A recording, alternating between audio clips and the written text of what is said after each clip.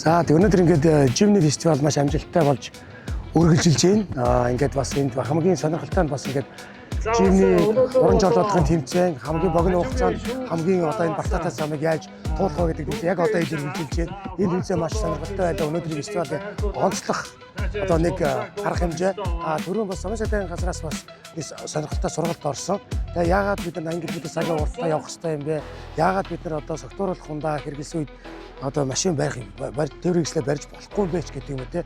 Маш сонирхолтой тийм статистик мэдээндээ суурилсан олон сонирхолтой ийм сургалт боллоо. Энэ сургалтаас одоо маш их мэдэж авлаа. Энэ бас Jimny хэрэгжилж байгаа энэ хэрэгжигчдээсээ бас машина яаж одоо тоноглож унах уу, хаанаас одоо юу захиж авчрах уу гэдэг юм уу ингээд дуршлага бас их солилцсон юм сайхан өдөрлөг болж байна. Ингээд Jimny хэрэгжилжтэй Bridge Group-ийнхандаа Suzuki Jimny компани хамт олон баярлалаа илэрхийлье. Баярлалаа.